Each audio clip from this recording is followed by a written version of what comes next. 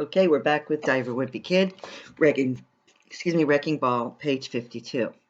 That's because Roderick always says that when you go to a cemetery, you need to hold your breath so you don't swallow a ghost.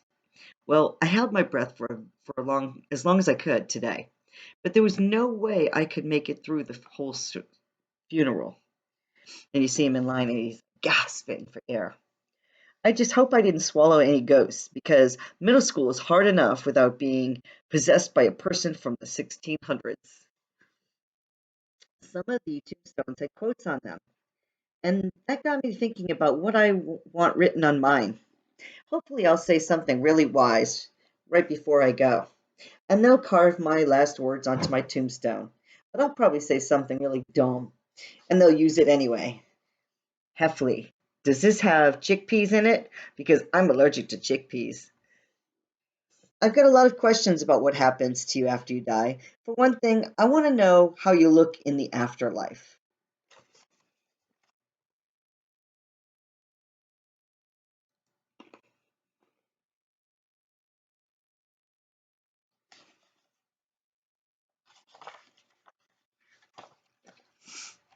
If everyone's appearance is frozen when they pass away, then heaven probably looks a lot like leisure towers.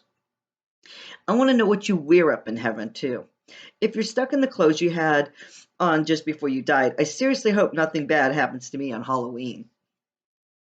I'll tell you this, I want to stay alive for as long as I can, but I wouldn't want to be alive forever.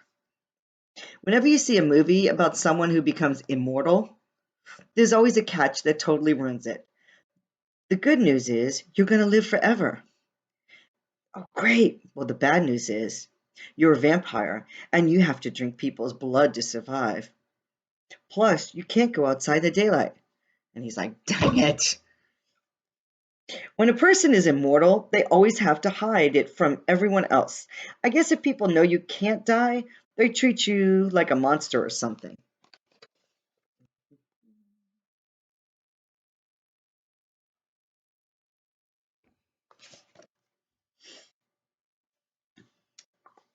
Next page. But if I was immortal, I wouldn't even try to hide it. In fact, I'd mention it every chance I could. Make sure you fasten your seatbelt. Yeah, well, I can't die, so whatever. In school, we learned about the world's religions and how everyone believes different things. In some places, they believe that when you die, you get reborn as someone else. Some people think you can come back as a totally different creature, like an animal or an insect or something.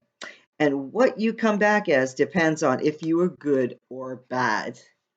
Well, they actually make me a little worried because I've done a few things in my lifetime I'm not very proud of. And if plants have feelings, then I could really be in trouble.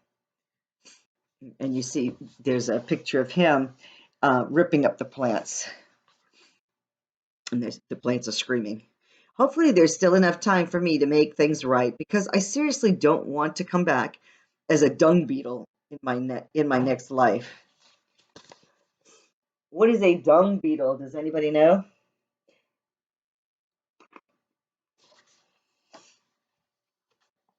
Um, Dung is poop. So it's a beetle, as you see here, that sniffs around at the poo. He's a poo beetle. Okay. Mom told us Aunt Reba didn't have a lot of family, but she did have a lot of friends, which would explain why there were so many people at her funeral. Well, I better start adding some new friends myself, or I'm just going to draw much of a crowd. I'm not going to draw much of a crowd when it's all over for me. When the service ended, everyone started to leave. I thought I'd recognize some people because I know that Aunt Reba had a couple of sisters who were still alive, but I didn't see anybody I knew, which was weird. Mom seemed confused too. When the crowd thinned out, we made our way to the gravesite, and that's when we figured out we'd been at the wrong funeral. Oh my goodness, can you imagine that?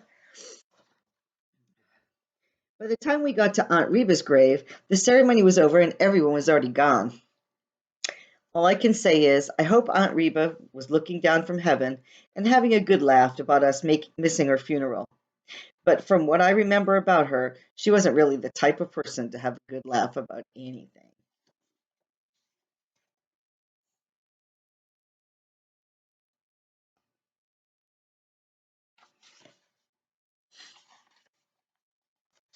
Monday. During dinner tonight, Mom said we needed to have a family meeting. And family meetings are never much fun. Mom told us Aunt Reba lived a really humble life in a small apartment, but that she had been careful with her money and made some really smart investments. Well, I had no idea why Mom was telling us all this. But then came the big news. Mom said that Aunt Reba left all her money to her family. And it took me a second to realize that includes us. Apparently, when you find out this sort of news, you're not supposed to act happy about it. Because I guess that's disrespectful to the person who passed away. But nobody told us kids that. After Mom got us to settle down, she said we needed to have a serious discussion about what to do with our inheritance.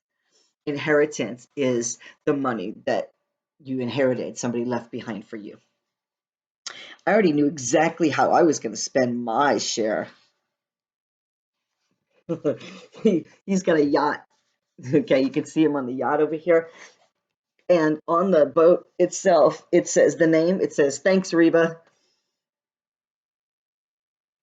because it was not Reba's money.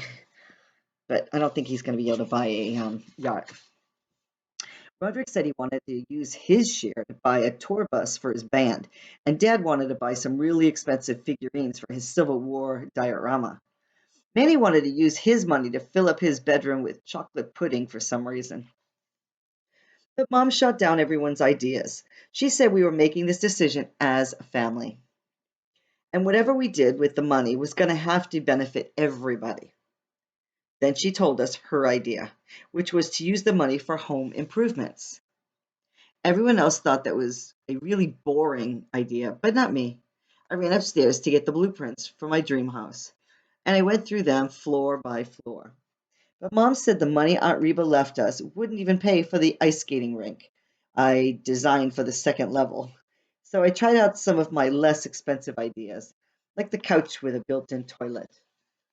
Could you imagine the couch with a built-in toilet?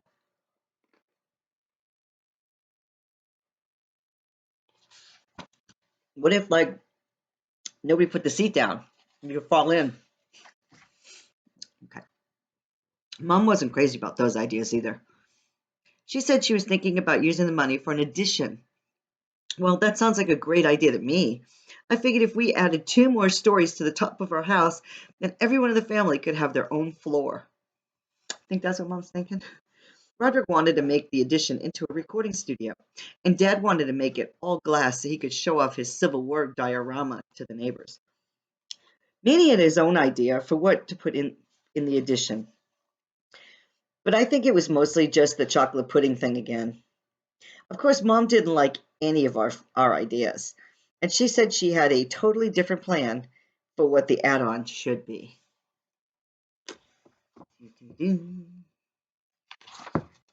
Mom said she's always wanted a bigger kitchen, and that was really and she was really excited to use the money for that. None of us really liked that idea though, and we kept brainstorming other things we could put in there. But now Mom was mad. She said she was the only person in the family who ever sent Aunt Reba a thank you note for anything. So she was going to decide how to use the money. And for some reason, that was the end of the conversation.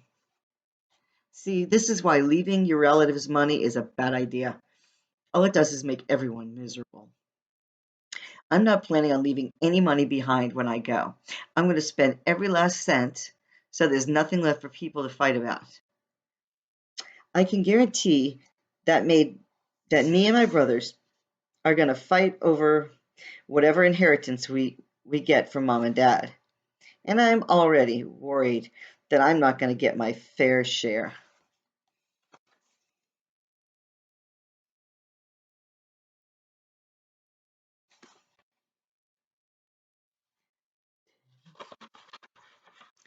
That's because when I first learned to write my name, Roderick made me sign a bunch of pieces of paper, And who knows what kinds of things I agreed to back then. Here's some of them. I promised to give Roderick all my money. I promised to clean the house for Roderick. Promised to do all Roderick's chores, things like that. If he's right, though, Roderick always says he's the firstborn, so he'll get our parents' house and all their money too. But I don't think it works like that. If he's right, though, then I'm glad I'm the second in line and not the third, because Manny's got no chance of getting any money with two older brothers in front of him. And that's the reason I always watch my back around that kid.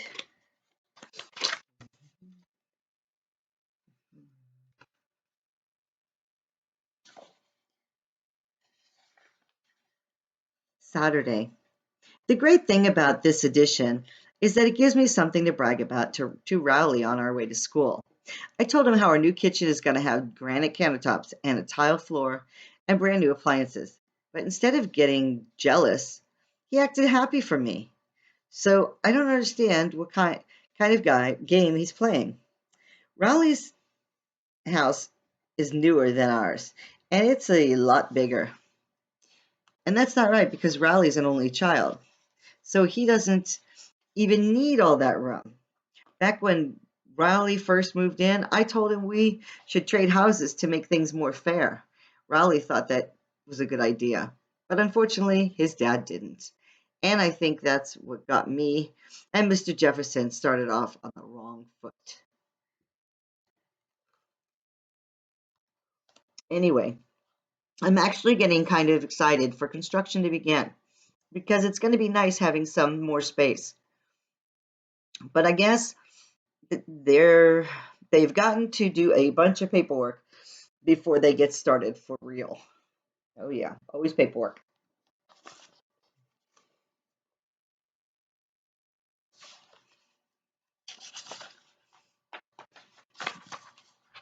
Dad wants to fix a few things around the house before construction begins anyway, and he wants me and Roderick to help him.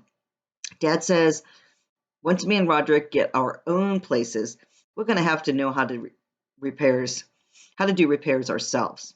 I kept telling Dad that by the time we're his age, we won't have to fix things ourselves. But he said, but he never seems to want to hear it. Whenever Dad tries to teach me how to do something new, I always have trouble following along. A couple of weeks ago, he showed me and Roderick how to change a tire, but I guess I lost interest when he started talking about lug nuts and air pressure. Dad was frustrated I wasn't paying attention, and he asked me what I'm going to do if I ever get stuck by the side of the road with a flat tire. I told him I'm planning on buying a whistle, and I'll just blow it if I ever need help. Okay. That was up to page 73, so we're going to stop there. We'll read more soon. I hope you're enjoying this book. I am, and we'll see you soon. Happy reading, my friends.